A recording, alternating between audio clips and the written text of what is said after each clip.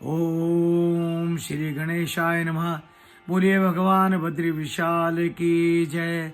भक्तजनों, आज मैं एक बहुत सुंदर सी कथा के माध्यम से आपको बताऊंगा कि श्री महालक्ष्मी आपके घर में विराजमान कैसे रह सकती है।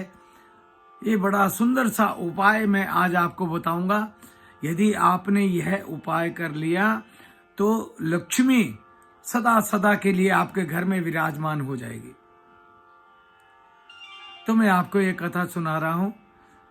एक महालक्ष्मी का अनन्य भक्त हुआ। उन्हें मां लक्ष्मी को श्री सूक्त के द्वारा महालक्ष्मी का भजन किया, तप किया और मां लक्ष्मी की इतनी तपस्या की कि महालक्ष्मी को आना पड़ा।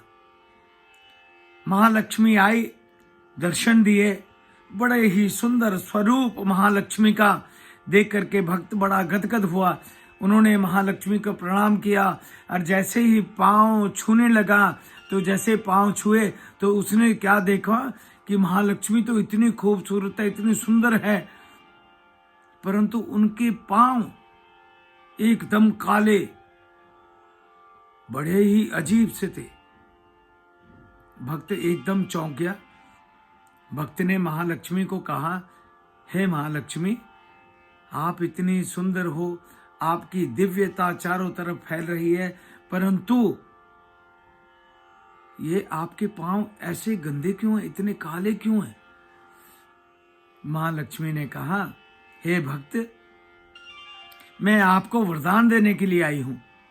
आपने मेरा तप किया है, मेरी पूजा अर्चना की है, मेरा आह्वान किया है, मैं आपके पास आई हूं। अब आप पूछ रहे हो कि मेरे पांव ऐसे क्यों हैं। या तो वरदान ले लो या आप इस प्रश्न का उत्तर ले लो। भक्त के हृदय में आया कि मैं एक बार फिर श्री सूक्त के द्वारा मां भगवती को प्रसन्न करूंगा, महालक्ष्मी को प्रसन्न करूंगा, महालक्ष्मी फिर आ जाएगी, परंतु मेरे हृदय में रहेगा कि महालक्ष्मी इतनी सुंदर है, इतनी दिव्य है, उनके चरण ऐसे क्यों हैं, मेरे हृदय में हमेशा रहेगा। पहले मैं ये पूछ लूं कि यह आपके चरण ऐसे क्यों हैं। महालक्ष्मी से पूछा कि महालक्ष्मी, मुझे वरदान नहीं, मुझे पहले ये बताओ कि आपके चरण ऐसे क्यों हैं। महालक्ष्मी कहने लगी, हे वत्स, मेरे अनेकों भक्त हैं। कोई अच्छे भी हैं, कोई दुराचारी भी हैं, कोई पापी भी हैं, सभी आते हैं, परंतु जैसे ये दुराचारी पापी भक्त मेरे पांव को छूते हैं तो उनके पाप का पूरा अंश, उनका पाप मेरे चरणों में छोड़ जाते हैं। इसलिए मेरे पांव की यह हालत हुई है, मेरे पांव की यह दशा हुई है, मेरे पांव इसलिए काले हैं, इसलिए गंदे हैं। इतना कह करके महालक्ष्मी अंतर्ध्यान हो गई। उस भक्त ने फिर श्री सूक्त के द्वारा मेरी मां भगवती को प्रसन्न किया, महालक्ष्मी को प्रसन्न किया। महालक्ष्मी को आना पड़ा। महालक्ष्मी प्रकट हुई, दर्शन दिए। फिर महालक्ष्मी ने कहा, मांगो बस, आपको क्या चाहिए, वरदान मांगो। भक्त ने चरण छुए, चरणों के बारे में तो पता लग गया, पर जैसे वो दर्शन करने के लिए महालक्ष्मी के मुख की तरफ देखने लगा तो उसने क्या देखा, महालक्ष्मी इतनी सुंदर, परंतु उसके माथे पे एक काला दाग लगा हुआ था। भक्त के हृदय में आया कि हे महालक्ष्मी, आप इतनी सुंदर, इतनी दिव्य हो, परंतु ये आपके माथे पे यह काली लकीर क्यों है। लक्ष्मी ने कहा, या तो इसका कारण ही जान लो या वरदान मांग लो। तो भक्त ने कहा, मैं फिर आपकी दोबारा अर्चना करूंगा, पूजा अर्चना करूंगा, श्री सूक्त से आपको मनाऊंगा, आप आ जाएंगे। परंतु मेरे हृदय में रह जाएगा कि यह महालक्ष्मी के माथे पे यह काली रेखा क्यों है, यह काला निशान क्यों है। महालक्ष्मी ने कहा है बस यह निशान मेरा इसलिए है कि कई इस दुनिया में, इस संसार में, इस सृष्टि में कई नारायण के भक्त हैं, मेरे आराध्य मेरे नारायण के भक्त हैं, और जिनके घर में मेरे नारायण विराजमान हैं, मैं उनके घर की चौखट पे माथा टेकती हूं कि अंदर मेरे नारायण विराजमान है, कृपया मुझे भी अंदर ले लो। और जहां पर मेरे नारायण विराजमान होते हैं उस घर की चौखट पे मैं माथा टेकती हूं, इसलिए मेरा ये माथा काला हो गया है।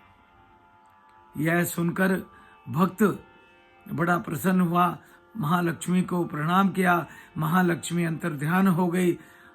तो भक्त ने सोचा कि मैं तो महालक्ष्मी का आह्वान कर रहा था, महालक्ष्मी आई, महालक्ष्मी तो चंचला है, महालक्ष्मी आती है जाती है, यह एक जगह तो विराजमान नहीं रह पाती। क्यों ना नारायण का तप करके, नारायण को मना के, नारायण की पूजा अर्चना करके क्यों ना मैं नारायण को अपने घर में विराजमान करूं। यदि नारायण मेरे घर में विराजमान रहे तो लक्ष्मी को, महालक्ष्मी को मेरे घर में आना पड़ेगा और नारायण के साथ विराजमान होना पड़ेगा। तो भक्तों, मैं आपको एक बात बताऊं कि महालक्ष्मी को हम बुलाते हैं, पूजा करते हैं, अर्चना करते हैं, महालक्ष्मी आती तो है, परंतु आपको मालूम है महालक्ष्मी का वाहन है उल्लू। और जब लक्ष्मी घर में आ जाती है, आदमी दौलतमंद हो जाता है और दौलत के नशे में चूर होके वह अंधा भी हो जाता है, उसको अच्छे बुरे का कुछ मालूम नहीं होता। तो मेरी आप लोगों से प्रार्थना ये है कि महालक्ष्मी को बुलाओ। महालक्ष्मी चंचला है, महालक्ष्मी कभी एक जगह स्थापित नहीं रहती। महालक्ष्मी को घर में विराजमान करने का एक बिल्कुल सही तरीका है कि नारायण को अपने घर में आसन दो। नारायण अगर आपके घर में विराजमान है तो महालक्ष्मी को हमेशा आपके घर में आना पड़ेगा, क्योंकि यदि आप नारायण का, लक्ष्मी नारायण का आवाहन करेंगे तो महालक्ष्मी नारायण के साथ गरुड़ पे विराजमान होकर के आपके घर में आएगी, सदा सदा के लिए आपके घर में विराजमान हो जाएगी। और एक अंतिम में एक छोटी सी बात कह दूं कि महालक्ष्मी की कोई तस्वीर हो, कोई मूर्ति हो, तो वो बैठी हुई मूर्ति लाना चाहिए, क्योंकि महालक्ष्मी की खड़ी मूर्ति का मतलब ये है कि वो है चंचला है, वो आज यहाँ कल वहाँ, परंतु बैठी हुई लक्ष्मी आपके घर में हमेशा हमेशा के लिए विराजमान हो जाएगी मेरे नारायण के साथ। बोलिए लक्ष्मी नारायण भगवान की जय।